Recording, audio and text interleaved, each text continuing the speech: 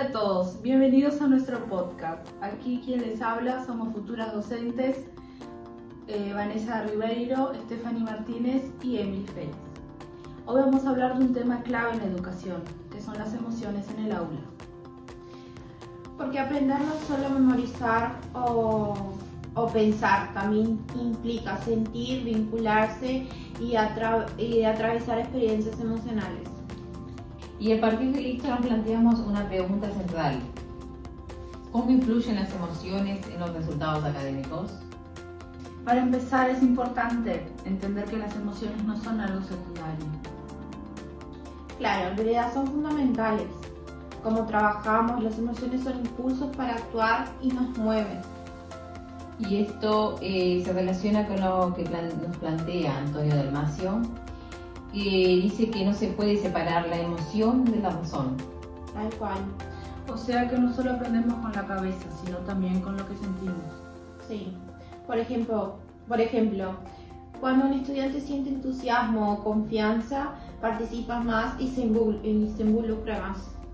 Pero si siente miedo, ansiedad o vergüenza, puede bloquearse aunque sepa el contenido. Claro. Por eso las emociones influyen directamente en la atención, en la motivación y también en la memoria. Bueno, otro punto clave, chicas, es el clima emocional del aula. Según investigaciones como la de DUSEC, el ambiente influye mucho en el compromiso del estudiante. Si el aula es un espacio seguro, donde equivocarse no genera miedo, el aprendizaje también mejora. Sí. Y ahí aparece el rol del vínculo entre el docente y el estudiante, ¿no? Esto se relaciona con Vygotsky, que destaca la importancia de lo social en el aprendizaje. Sí. Claro, aprendemos en interacción con otros y no de forma aislada. Sí. Por eso el docente no solo enseña contenidos, también construye el clima emocional, ¿no? Sí, exacto. Acá aparece un concepto interesante, la disonancia cognitiva. Propuesta por el autor Festinger. Sí, que es cuando hay un choque entre lo que pensamos y lo que realmente pasa. Por ejemplo, cuando un estudiante piensa que le va a ir bien y le va mal. Sí. Eso genera incomodidad, frustración para el alumno. Pero también puede ser una oportunidad. Porque como dice Festinger, esa incomodidad puede motivar a cambiar, Sí. a esforzarse más. Sí. Y todo también depende de cómo el estudiante interprete la situación. Sí. Bueno, otro concepto central es la inteligencia emocional. Desarrollado por Salovey y Meyer. Que tiene que ver con reconocer, comprender y también regular las emociones, ¿no? Sí, y después difundido por Daniel Goleman, quien dice que el éxito no solo depende del coeficiente intelectual de cada alumno, Sino de cómo manejamos nuestras emociones. Sí, Y acá también podemos sumar a Gardner. claro. Él propone la teoría de las inteligencias múltiples. Y dentro de ellas incluye las inteligencias personales. Y la intrapersonal también, que es conocerse a uno mismo. Sí, eso es muy importante. Y la interpersonal, que es comprender a los demás también. Y esto muestra que lo emocional también es una forma de inteligencia. Y que es clave, ¿no?, para el aprendizaje y la convivencia en el aula. Sí. Bueno, chicas, otro aspecto fundamental es la autoestima, ¿no? Sí. Por ejemplo, James decía que depende de la relación entre logros y las expectativas. Y mientras Rosenberg define como la valoración que hacemos de nosotros mismos. Bueno, y Nathaniel Branden habla de sentirse competente y valioso. Y en el aula esto es clave. Sí, Porque no importa solo si el estudiante puede aprender. sí, sino si quiere que puede hacerlo también, ¿no? Un alumno con buena autoestima intenta, participa y persevera. Mientras que uno con baja autoestima puede evitar participar o rendirse. Bueno, en todo esto, chicas, el rol del docente es el fundamental. No solo enseña contenidos, sino influye emocionalmente en sus estudiantes. también con la propuesta de Vizquerra, que esto se relaciona con la educación emocional. Que la define como un proceso continuo para desarrollar habilidades emocionales. Cómo reconocer emociones, expresarlas y regularlas. Además, el docente puede convertirse en una figura significativa para el alumno. Exacto, capaz de fortalecer la confianza o en algunos casos de evitarla también, ¿no? Por eso, educar también implica una responsabilidad afectiva. Sin duda. Bueno, hablando de todo esto que es muy importante, obviamente, yo también tengo una experiencia personal para contarles que fue cuando, como alumna, ¿no?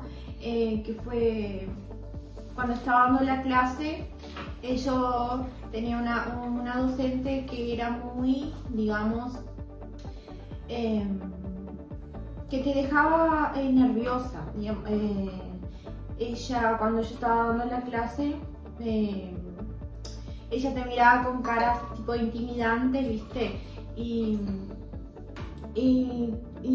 me dejaba con una ansiedad incontrolable, porque ella te miraba y no solo, viste que hay profesores y docentes, digo, que ellos tipo te dan para adelante, viste, no te miran con cara, digamos, esto que te hace pensar que, esto está mal lo que yo estoy diciendo o algo así. Te miran para incentivarte. Bueno, esa profesora no miraba para incentivarte, nada. Ella miraba y como con caras feas, digamos, ¿no? Entonces eso me dejaba muy mal, muy mal. Me dejaba una ansiedad, llegaba a cortarme la voz, ¿entendés? Y tipo yo había estudiado los contenidos, todo eso, pero llegaba la hora y yo sabía que ella no iba a ponerse de las mejores caras posibles y más si alguna partecita no le había gustado o qué sé yo, uno puede equivocarse, ¿no? Obviamente. Entonces mi corazón estaba a 1000 por hora dando el oral y pensaba, no, que estoy haciendo mal, la nota me va a bajar, horrible. Entonces eso te frustra un poco, ¿no? Porque, digamos, no es una profesora que te va a apoyar ni hacer como que te sientas cómoda con la clase. Te va a dejar mal, literalmente. Entonces yo no quiero ser ese tipo de docente para mis alumnos, ¿no? Sí, bueno, muchas gracias por esa experiencia que nos contaste, Stephanie. Sí. Y claro, fue un desafío para ti, yo entiendo, también todos pasamos por eso. Y nos queda como reflexión, como futuros docentes, ¿no, Vanessa? Que influye, sí, lo emocional en el aula, en el aprendizaje, todo. Y nosotros como futuros docentes podemos, digamos que amenizar eso. Porque, ayudar a claro, como nosotros estamos pasando ahora por la etapa de alumno, sabemos que es frustrante. Entonces, cuando nos formemos como docentes, no podemos olvidarnos de esa pequeña etapa que tuvimos ahora, que sabemos que todos vamos a pasar. Entonces, como docente en particular, hablo que me gustaría amenizar eso, de la frustración que el docente pasa para el alumno de intimidar. A mí me gustaría que mi aula fuera leve, que el alumno pudiera llegar a mí y contarme, porque hay situaciones que el alumno a veces no duerme bien, no desayuna, y todo eso influye en el largo del día en el aula. Y también a veces temas familiares de afuera y todo. Sí. Entonces todo eso me gustaría que el alumno tuviera esa confianza de llegarme a decir, profe, sí, hoy no tuve un buen día, una buena tarde, ayer de noche. Entonces me gustaría que el alumno también confiara, sí, y no solo que yo llegue al aula del contenido y me vaya, que también haya esa confianza de alumno docente y docente alumno. Sí, y que está comprobado científicamente que antes se aprendía desde lo cognitivo, solo la parte cognitiva, y entonces con el tiempo se dieron cuenta que es necesario aprender con las emociones, tanto de las buenas como las malas, para para despertar al alumno y tanto para el docente como para el alumno es importante el estudiar desde las emociones, el aprendizaje, digamos, ¿no? En el aula es donde vemos tanto el alumno con el docente y también en grupo, con sus compañeros también. Todo eso influye en el aprendizaje del alumno. Y en el aula también vemos todas las emociones juntas, digamos, ¿no? Porque cada alumno tiene una emoción diferente en un contexto diferente. Y también quería destacar que el docente también a veces él puede estar, digamos, venir a dar la clase con una emoción, claro, y contagiarse con los alumnos y salir con otras. Sí, no, y también lo que pasa que viste que el docente también pueden tener problemas en la casa, pueden no tener un buen día y eso, pero la cosa es que el docente no transmita esas emociones en el aula, que venga, digamos, siempre con una sonrisa dispuesta a ayudar al alumno, porque como estábamos diciendo, las emociones también se transmiten. Entonces emociones negativas en el aula genera como un ambiente que no es el propenso para el aprendizaje, ¿no? ¿Cómo se dice eso? La retroalimentación, digamos, ¿no? Entonces voy por ese lado. Entonces emociones buenas generan emociones buenas también, digamos así, ¿no? Y sería eso. No sé si quieren agregar otras cosas, chicas.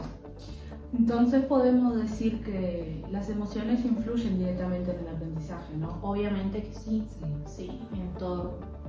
Y en el día a día, ¿no? Bueno, estamos hablando del aula, pero en todo influye. Y como vimos con los autores como Damasio, Goldman, Gardner, Vygotsky, sí, exactamente, que ellos explican que no hay aprendizaje sin emoción. Y la emoción también, la emoción y el aprendizaje están conectados completamente. No, sin duda, sí. Recordar que enseñar también es acompañar emocionalmente.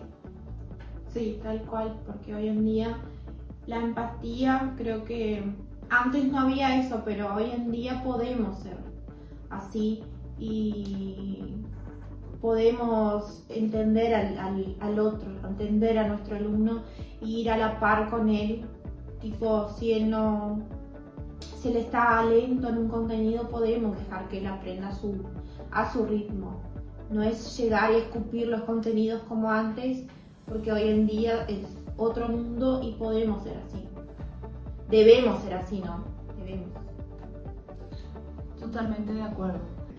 Bueno, hasta acá nuestro podcast de hoy. Queremos agradecerles por su tiempo y por la experiencia contada. Bueno, gracias a ustedes por los conocimientos adquiridos. Muchas gracias. Esperemos que les haya ayudado a reflexionar, ¿no?, sobre el rol y las emociones en el aula. Y recordar que enseñar también es acompañar emocionalmente. Tal cual. Bueno, gracias por escucharnos. Gracias. Y a partir de esto nos planteamos una película. Ay, no. ¿Qué? Bueno, Relaciones como la de Rosset, el ambiente influye mucho en el...